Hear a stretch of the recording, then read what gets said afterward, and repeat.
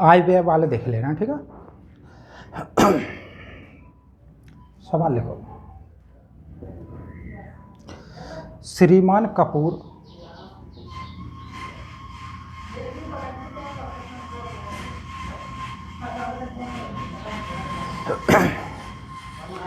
श्रीमान कपूर अपनी आय का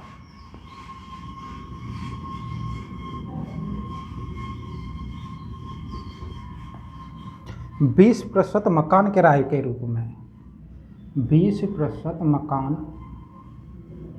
किराए के रूप में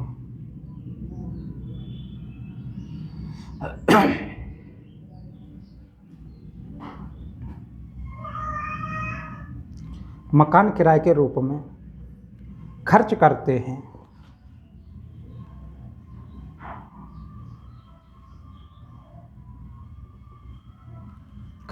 हैं, और शेष का 70% और शेष का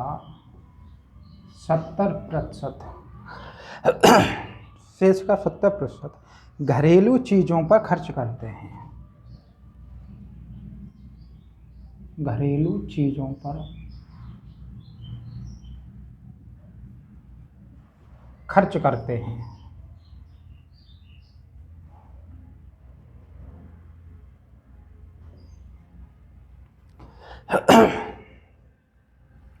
यदि उनकी बचत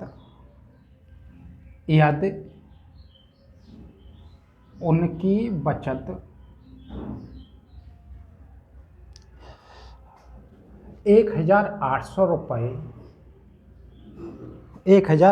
रुपये की हो तो उनकी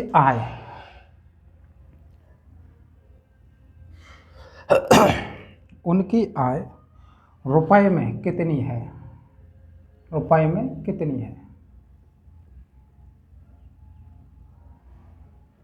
ठीक है। निकालें तो पहले देखो, किसी की आय 100% मान लो। पहले ये देख लो, आप जितना भी कमाते हो, यानी आय होता है कमाने वाला, जितना भी कमाते हो वो खर्च करते हो, यानी कि व्यय और बचत, इन दोनों को जोड़कर ही तो आय निकलेगी, ठीक है ना। यानी आय बराबर होता है जितना भी हम खर्च कर ले। मान लो 100 रुपये कमा रहे हैं, जिसमें से व्यय कितने कर रहे हैं, मतलब खर्चे 80 कर दे रहे हैं, तो बचत कितनी कर रहे होंगे, वैसे ही मालूम 20 कर रहे होंगे, यानी कि इन दोनों का जोड़ आय के बराबर होता है, ठीक है। तो उनकी आय मान ले रहे हैं 100% आय है हमारी, ठीक है, 100% आय। अब क्या कह रहा है, श्रीमान कपूर अपनी आय का 20% तो मकान किराए पर खर्च कर रहे हैं, तो मकान किराया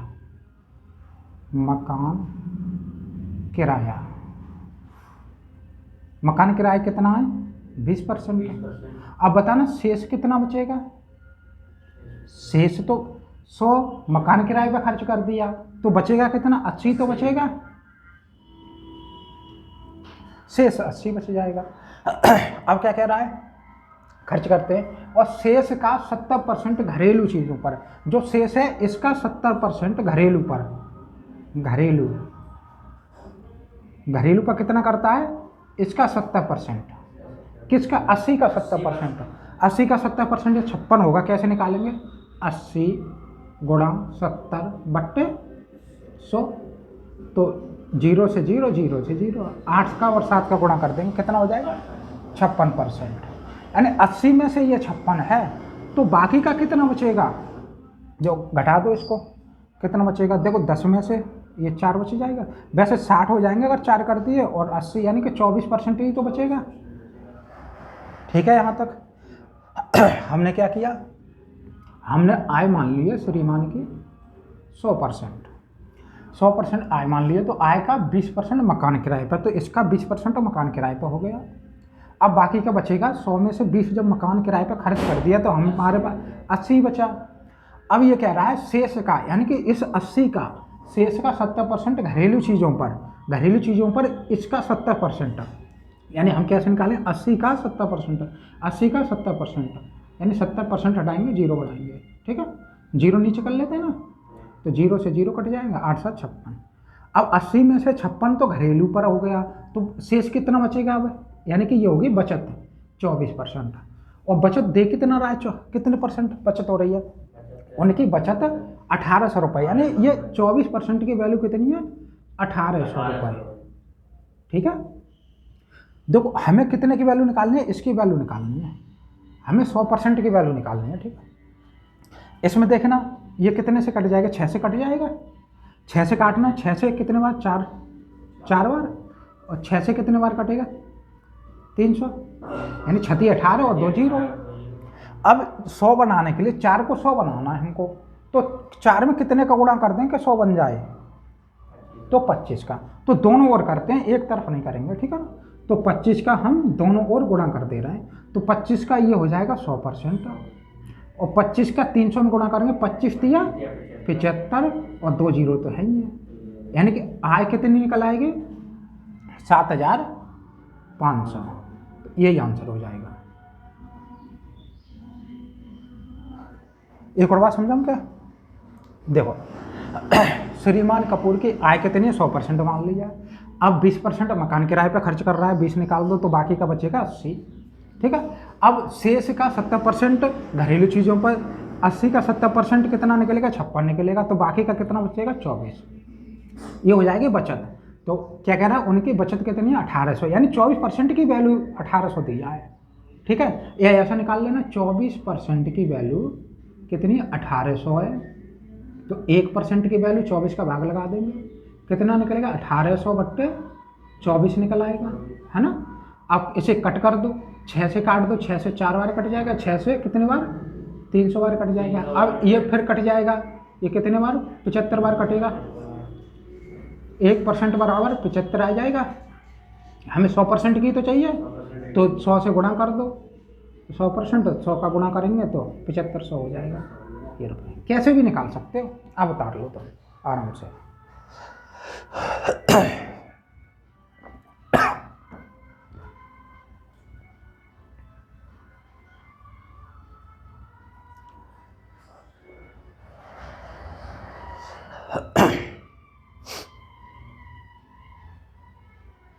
खांसी बहुत हो गई है, अब थोड़ा अच्छा लग रहा है दवा खाकर।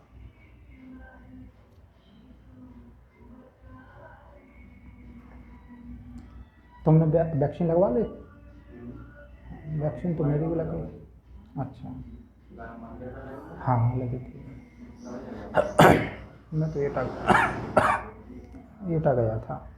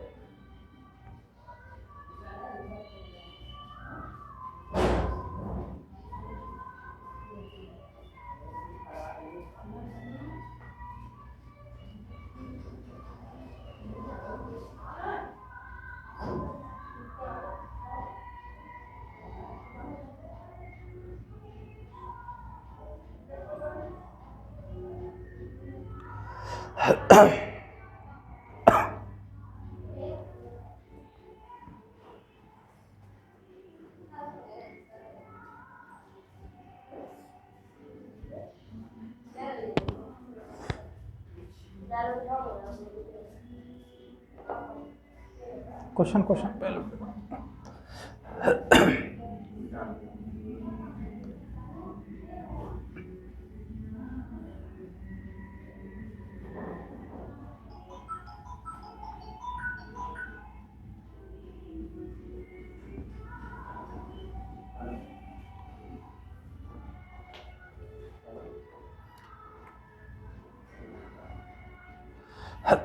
अगला लिखना।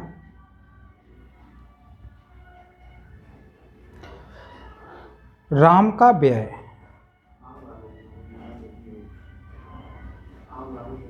राम का व्यय और बचत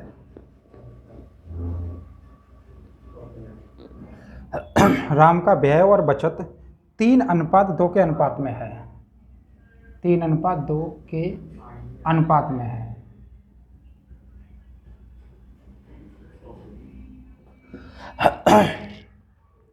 उनकी आय में 10% की वृद्धि होती है। उनकी आय में 10% की वृद्धि होती है।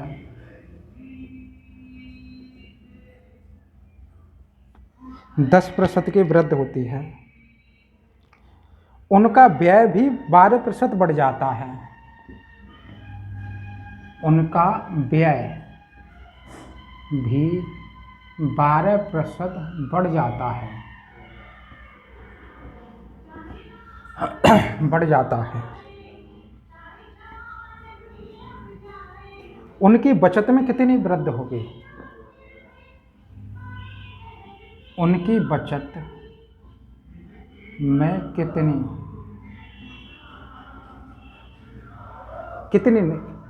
कितने प्रतिशत की वृद्धि होगी? कितने प्रतिशत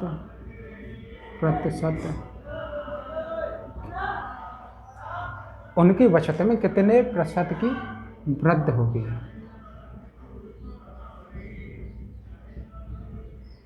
ठीक है, मैं निकालूं? देखो, व्यय अनुपात व्यय और बचत, ठीक है, और इन दोनों को अगर जोड़ दें तो क्या बन जाती है? आय। व्यय कितना है? व्यय है 3, तो बचत कितनी है? 2, तो आय कितनी हो जाएगी? 3 खर्च कर रहा है, 2 बचा रहा है, इसका मतलब 5 कमा रहा होगा। इन सबको बड़ा बड़ा बना लो, यानी कि 100 का गुणा कर ले रहे हैं सभी में। कितने का गुणा करो कोई फर्क नहीं पड़ता। इसको कर ले रहे हैं 300, इसको 2 से, तो ये कितना हो जाएगा? 5 है। अब क्या कह रहा है? उनकी आय में 10% की वृद्धि हो रही है, इसमें 10 की वृद्धि हो रही है। 100 पर 10% का मतलब 10 रुपये, तो 500 पर कितना हो गया? 50 रुपये। 50 ही तो हो जाएगा। इन 50 रुपये अब बढ़ के मिलेंगे, ठीक है। उनका व्यय भी 12% बढ़ जाता है। व्यय कहाँ है? ये गया प्लस का 12%, मतलब 100 पर 12% का मतलब 12 रुपये, तो 300 पर कितना हो गया? 12 तो 36, 36 ही तो हो गया, यानी 36 रुपये बढ़ जाता है। तो ये कितना पूरा कितना आ रहा है? 50। 36 यहाँ बढ़ रहा है, तो मतलब ये दोनों को जोड़कर ही तो 50 आता है, मतलब इन दोनों को जोड़कर ही तो ये आता है। तो यहाँ पर कितना रख दें कि ये 50 बन जाए? तो हम 14, क्योंकि 14 तभी तो बढ़ेगा। देखो 36 और 14 कितना हो गया? तभी तो 50 होगा, ठीक है। यानी ये कितना करना पड़ेगा? ये कितना बढ़ाना पड़ेगा? 14। 14 बड़ा है, कितने पर बड़ा है? 200 पर, यानी 14 बड़ा है 200 पर इंटू 100, तो 2 जीरो से 2 जीरो, और 2 से कितने बार? 7 बार, 7%। ये किस में? बचत में वृद्धि हो रही है, ठीक है। देखो एक बात देख लो, व्यय बचत और आय मैंने चढ़ा लिया। व्यय दिया था 3:2, तो दोनों कितना हो जाएगा? 5 हो जाएगा। अब इसको बड़ा बना लिया, यानी 100 से सभी में गुणा कर दिया ताकि ये पॉइंट में ना आए। तो आय में कितनी वृद्धि हो रही थी? उनकी आय में कितने परसेंट की? 10% की, यानी 500 का 10% 50 रुपये होता है, यानी 50 रुपये अब बढ़ के मिलेंगे, ठीक है। जिसकी वजह से अब इन्होंने खर्च भी ज़्यादा बढ़ा दिया, 12% बढ़ा दिया, तो 300 का 12% कितना होता है? 36। इन दोनों को जोड़कर 50 आना है, तो यहाँ कितने रखे जाएंगे? या इसको इधर ले जाओ, 50 में से 36 घटाओ, 14 बच जाएंगे, यानी इसमें बचत में कितना बढ़ेगा? 14 है, ठीक है। तो 14 बढ़ेगा कितने पर? 200 पर, 200 पर ही तो बढ़ेगा, इंटू 100 यानी 7%। ये होता है। ऐसे ही एक और करा दूंगा, ठीक है।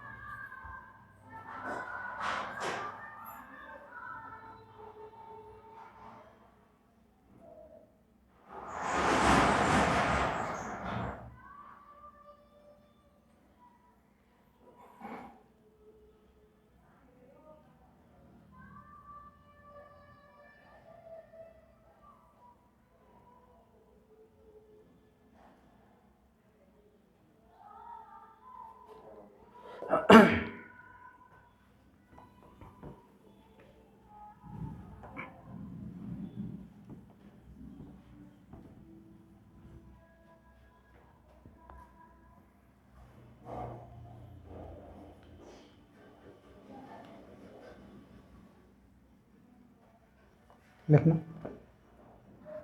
अरविंद अपनी आय का 75% खर्च करता है। अरविंद अपनी आय का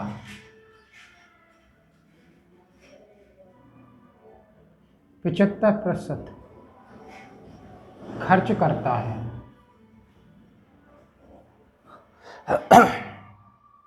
और शेष बचा लेता है, और शेष बचा लेता है, शेष बचा लेता है। उसकी आय में 20% की वृद्धि हो जाने पर, उसकी आय में 20% की वृद्धि हो जाने पर वह अपने खर्च में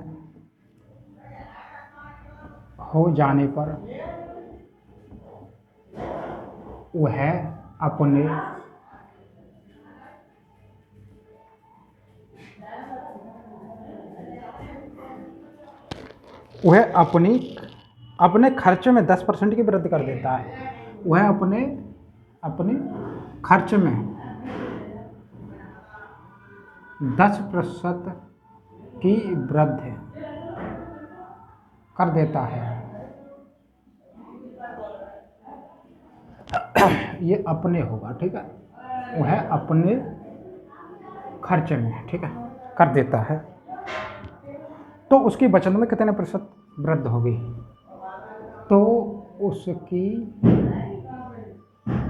बचत में कितने प्रतिशत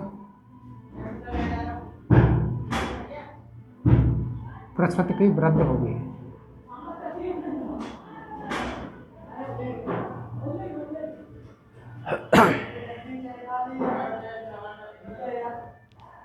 निकालना, थोड़ा ट्राई करो।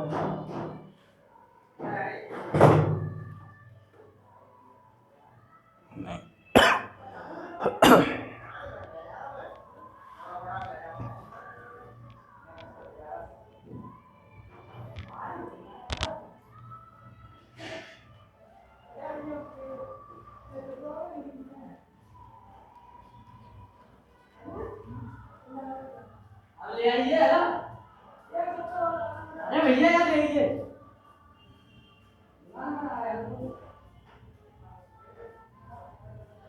देखो क्या था, खर्च,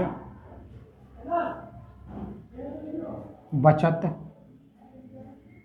और आय, ये तीन ही लिखनी जाएगी। ठीक है, खर्च कितना 75, जब 75 खर्च है तो बचत कितनी हो जाएगी, 25 ही तो हो जाएगी, और आय कितनी हो जाएगी, 100 हो जाएगी। अब क्या कह रहा है, उसकी आय में 20% की वृद्धि हो गई, इसमें 20 की वृद्धि हो गई है, 100 पर 20 का मतलब 20 ही रहेगा। अब 20 रुपये हमें अतिरिक्त मिलेंगे, जिसकी वजह से ज़्यादा खर्च करेंगे।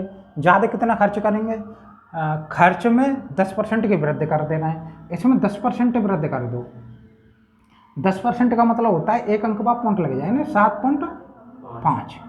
ठीक है, तो ये यहाँ पर कितना लिखा जाएगा, जो ये 20 बना देगा इसको जोड़कर, तो ये हो जाएगा 12.5,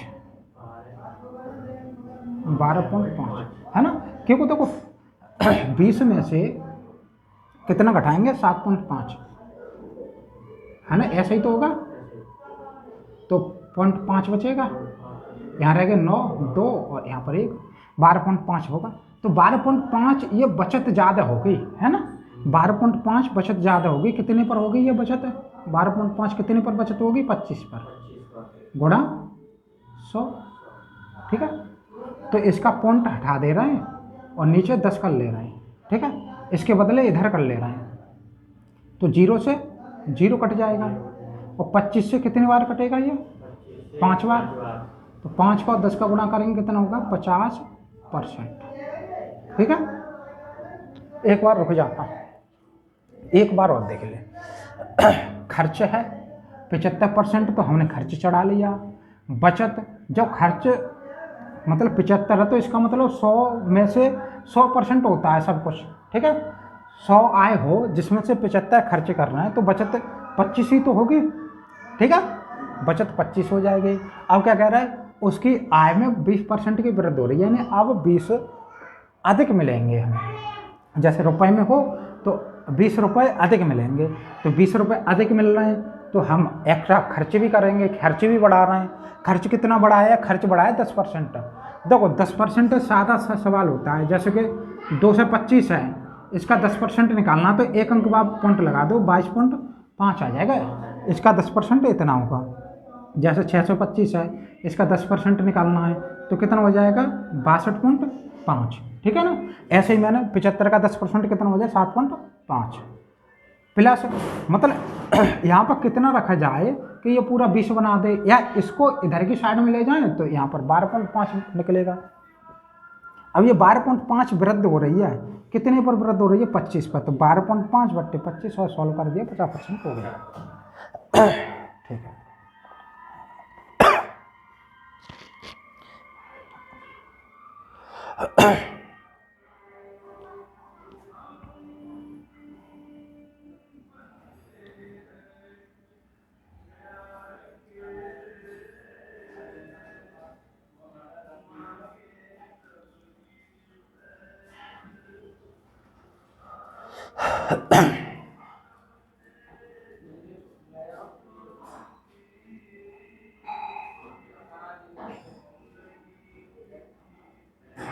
ये कौन सा तीसरा सवाल था, तीसरा सवाल था,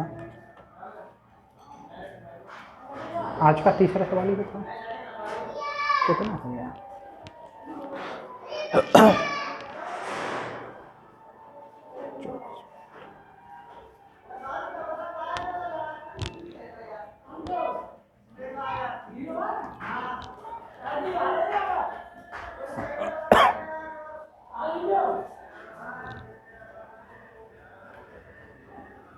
सवाल पहले बार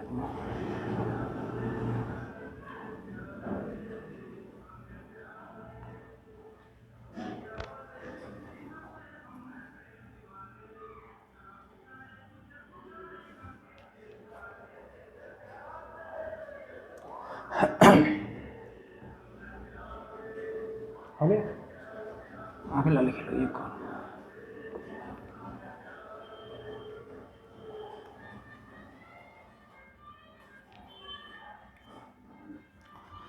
ए अपने मासिक वेतन का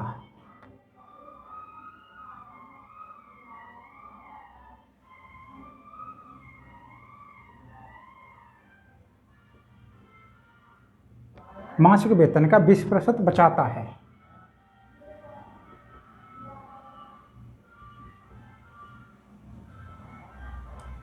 यदि उसका मासिक व्यय 6,000 रुपये है, यदि उसका मासिक व्यय 6,000 रुपये है, तो उसकी मासिक बचत कितनी होगी? देखो ये क्या है? बचत और खर्च। बचत और खर्च ही तो है। बचत 20% बचत कर रहा है, तो खर्च कितना कर रहा होगा? हमेशा आय 100 ही रहती है। 80%। हाँ, आय 100 ही रहती है, ठीक है। आय 100% ही मानना क्या होती है? हर एक चीज़ 100% होती है, ठीक है। कोई वस्तु हो, कोई रुपए हो, कुछ भी हो, 100% ही होता है। 100% का मतलब होता है पूरा का पूरा है। तो आय 100% होगी, 100% में बचत जब 20 की कर रहा है तो खर्च कितना कर रहा होगा? 80 की तो कर रहा होगा, 80%, है ना। और उसने क्या दे दिया है? या तो उसका मासिक व्यय का मतलब खर्च ही तो होता है। खर्च 6,000 है, यानी इसकी वैल्यू 6,000 है, यानी कि 80% की वैल्यू कितनी है? 6,000 रुपये में हमें क्या चीज़ निकालनी है? ये बस पॉइंट पर आ जाओ।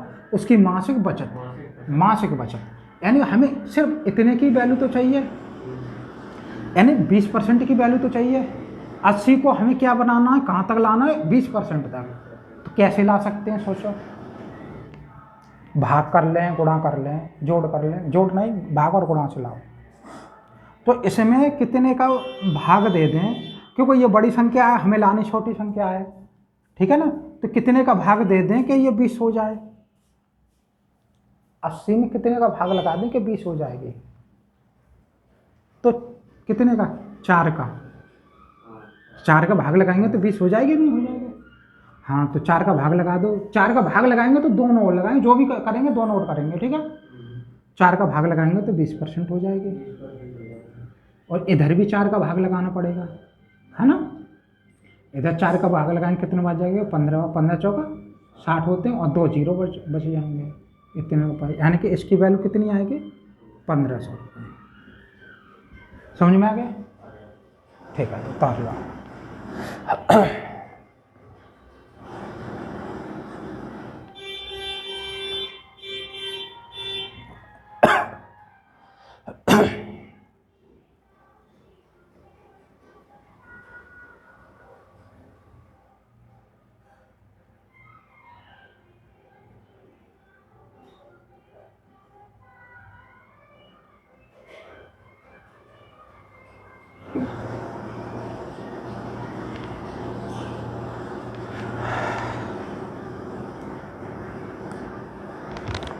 यार गर्मी बहुत है।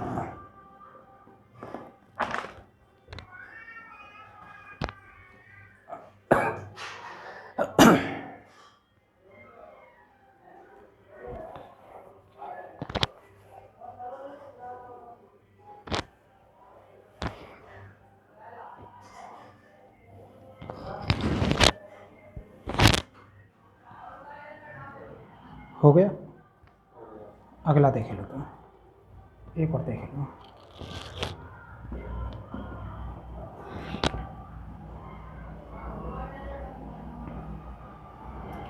इसके निकालना, ठीक है।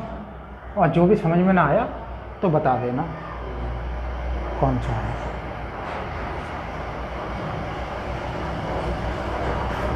चलो निकल लिखना। श्री एक्स अपने वेतन का श्री एक्स अपने वेतन का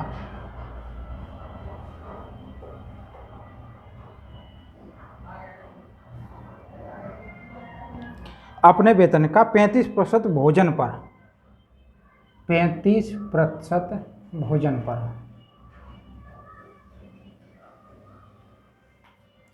और अपने वेतन का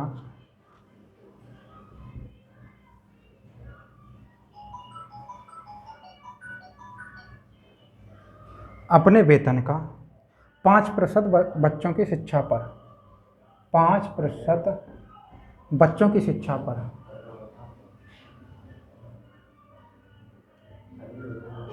बच्चों की शिक्षा पर खर्च करते हैं, खर्च करते हैं। 1 जनवरी 2021 में, 1 जनवरी 2011 सॉरी 11 में उसने इन दोनों मदों पर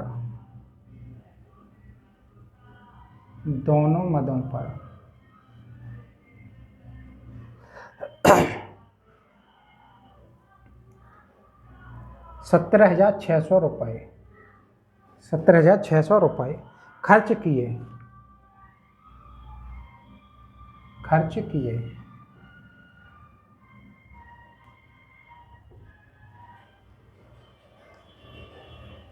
उस महीने में उसका वेतन है,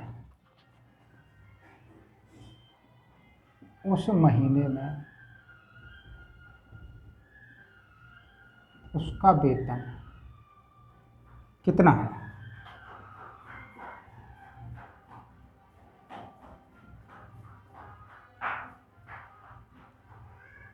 निकालोगे? देखना, मैं ही कर दे रहा हूँ। देखो, अपने वेतन का 35% तो भोजन पर कर रहा है और अपने वेतन का ही 5% बच्चों की शिक्षा का। कुल कितना खर्च कर दिया इसने?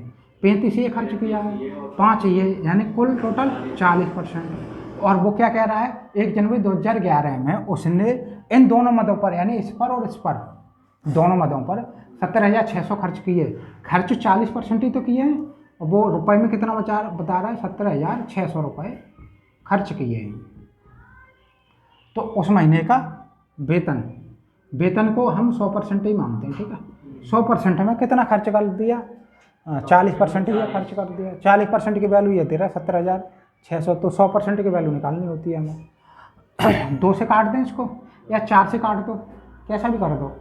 4 से काटेंगे 10% निकलेगा, बराबर 4 से 4 चौक 16, एक बचेगा, 4 चौक 16, 0 रुपये।